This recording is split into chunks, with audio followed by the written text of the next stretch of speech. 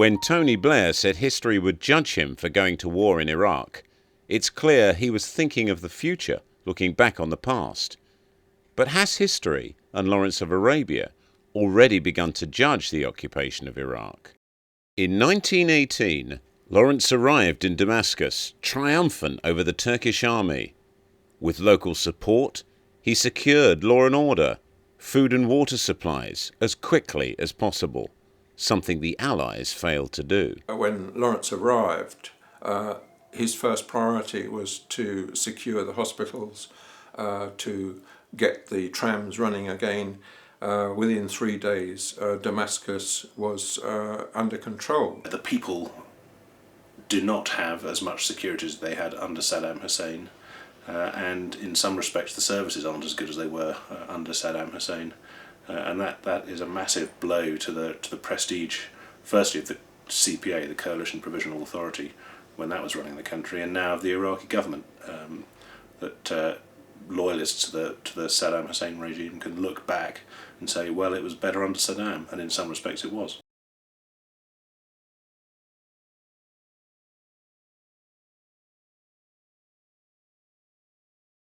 Amongst the many mistakes that were made were, for example, the disbandment of the Iraqi army, which could have been used to establish law and order and to keep order in Iraq. And instead that was disbanded, and thus we cast out hundreds of thousands of trained young men, often with weapons, out onto the streets, filled with anger and resentment, looking at the lessons of history, and particularly at what Lawrence had done in Damascus. Then we should have done it differently.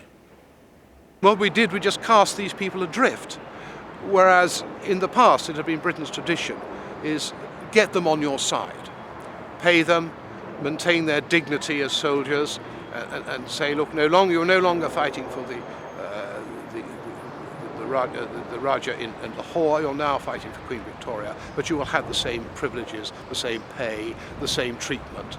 You'll just wear slightly different uniforms. Despite this, Allied forces in Iraq value Lawrence's writings.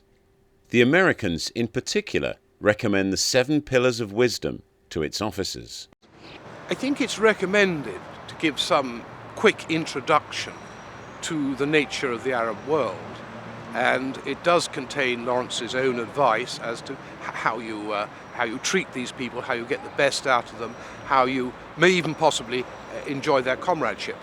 With victory in the Middle East secured, Lawrence doubted the promises of self-government Britain had made to the Arabs and feared its forces would never leave, something Iraqis may be thinking about today.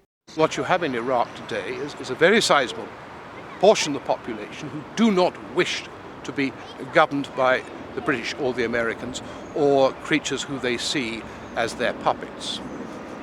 This happened in 1920 when the British had just occupied Iraq, expelled the Turkish officials, and suddenly the Iraqi wakes up and finds that the Turkish pashas have departed, and now there are British commissioners and generals in charge of him. They've got their legs astride some of the biggest oil fields in the world. They're also in a strategic position re Iran, Syria, and they want to assist Israel. Israel's under threat all the time.